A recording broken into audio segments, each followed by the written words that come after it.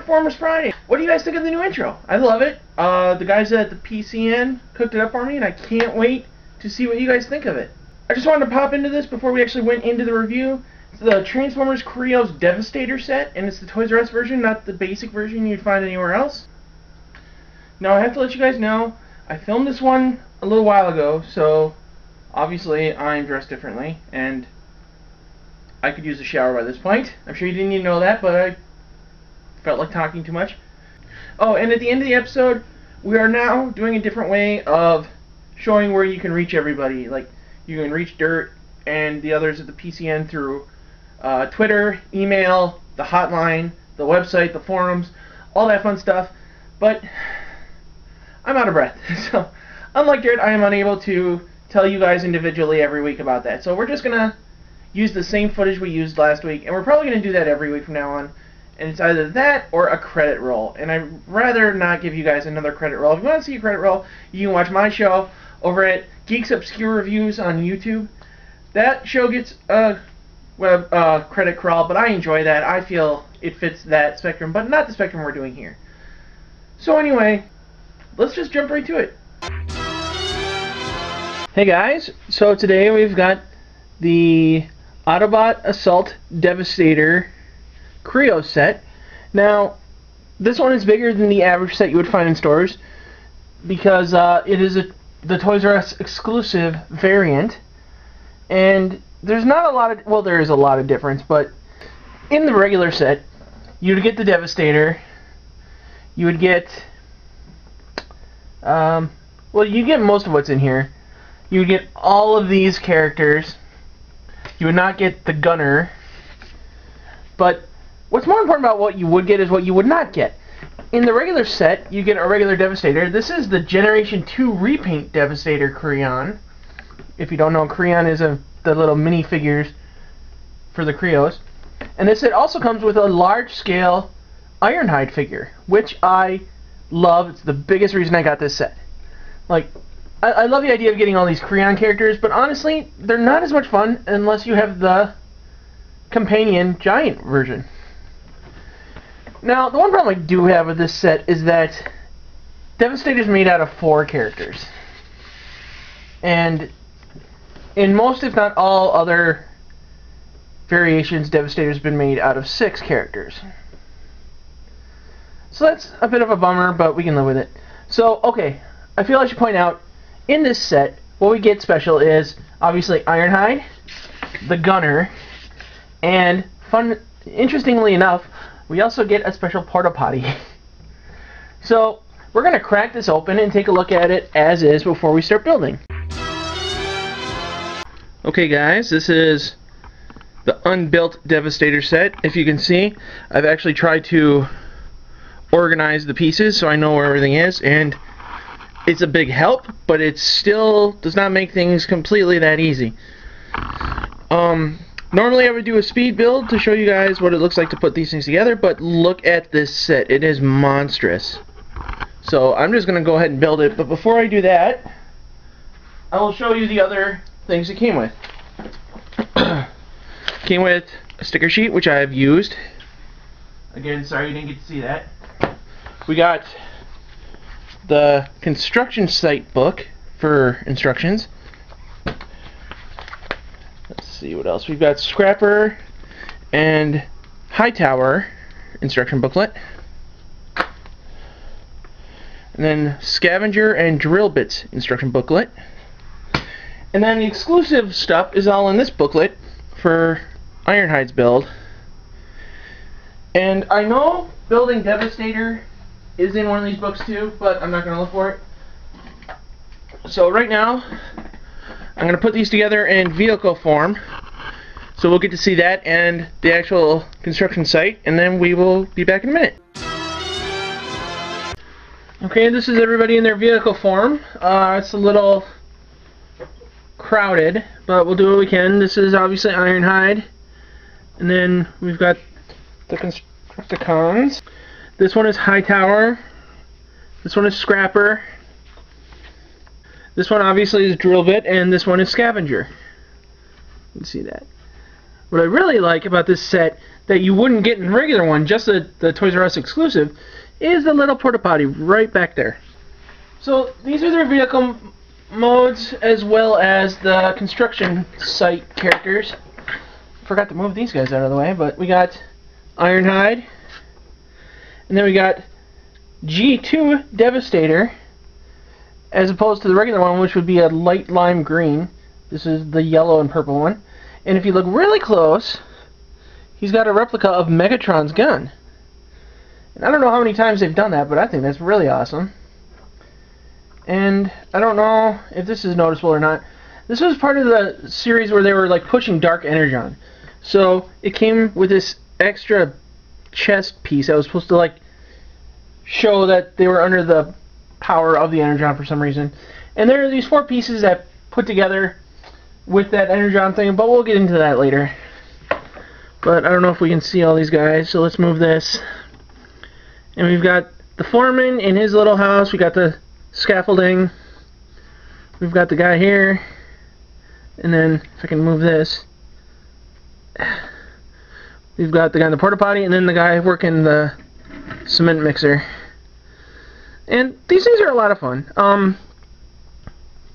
They have a lot of interesting side bits to them. The drill bit actually drills, kinda. And there was some pieces missing. I don't blame anybody other than myself for that. Even if it was part of the reason because of the people putting the set together or the shipping or whatever. This is a massive, massive set. So if I'm missing like 2 pieces, I can live with that. Because like they're not necessary pieces, and I know some of them I had before and I just misplaced myself. But for what they are right now, I love these things. Now we're going to use the magic of editing to put them in robot mode. Okay guys, here are the 5 characters in robot mode. We've got Ironhide, of course. We've got... It's hard to show them all in the shot, so let's try to do this right. We got this guy. That is Scavenger. The guy in the far back is Hightower. I think you guys can see that guy right there. Then we got Scrapper and Drillbit. There's not much to say about these guys, and I have to admit, again, I'm suffering from lost piece syndrome, especially with Ironhide, and I honestly think that's my own fault more than anybody else's. Like, I'm not good at keeping these pieces together, but they're pretty cool for the most part. Some of them I think were hastily made, especially these 2 guys, but... And again, my problem with these are really mostly that these are not the characters we grew up with. Like, I've never heard of Drillbit or Hightower before, and Hightower might be another character that I just never heard of, but I don't recall him ever being a Constructicon.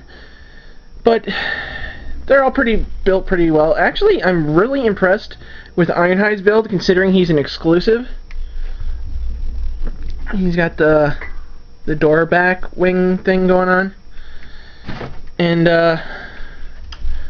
they're all, well, with the exception again of these 2 characters, they're all pretty well designed.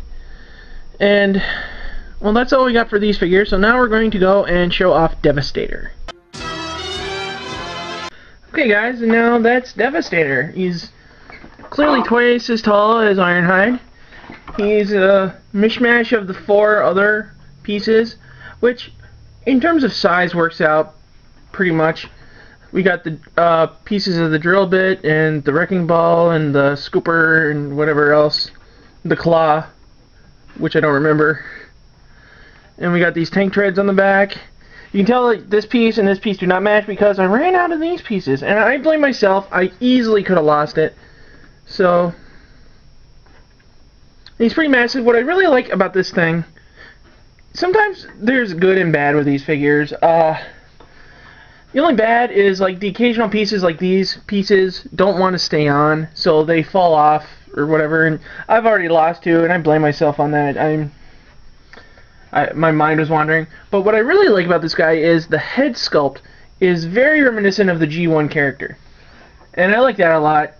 And I know the foot here is pretty reminiscent of the original character, and I do like the wrecking ball. I feel the drill could have been more of like an arm attachment as opposed to an actual arm. I like how the wrecking ball's in the claw, so he could still swing it and still use a claw. Now, if you were going to pay full price for this set, I think it was like 80 to 100 bucks. And that feels like a lot, but for what you're getting, it's really just barely worth it.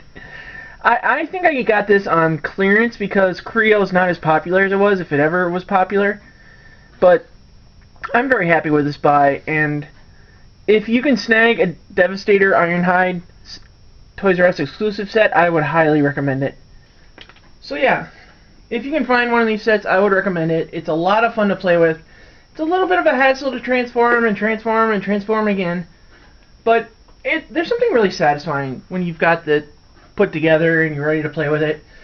What I'd recommend though, put it together, and then by that time you're going to be tired and you're not going to want to play, but leave it out, leave it to the side where it's not going to get bothered, and by the time you want to play with it, it's out again.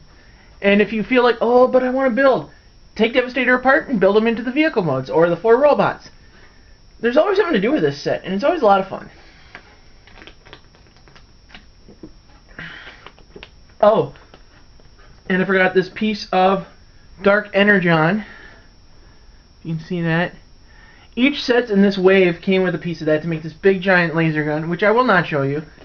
I'm missing one set, and it's one of the tinier sets. But maybe one day I'll put the other ones together. The tiny set is just a couple pieces that aren't really essential to the big giant piece that it makes. Maybe one of these days I'll put that together and show it to you guys, but for right now, that's it. But hey, if you like this episode or if you hated it, which I would understand either way, let us know. Don't forget to go to popculturenetwork.com where you can check out more toy reviews, stuff about comic books, video games, whatever that we might have there on the site. Which many of are much better than this one, I promise you. You can also go to jointheforums.com, the official forums of the Pop Culture Network. You can talk to all the other great people there about neat stuff just like this. Oh, and you can check out my show if you're interested in something besides Transformers at The Geek Reviews. The show is The Geeks Obscure Reviews. Again, I can never remember what the damn YouTube page is called. You can also find me personally on Twitter if you want to go to @PCN_dirt. You want to ask me some questions. You got a follow-up. You got something else you want to see reviewed on the show. Make sure you let me know there. You can also call our 24-hour voicemail line.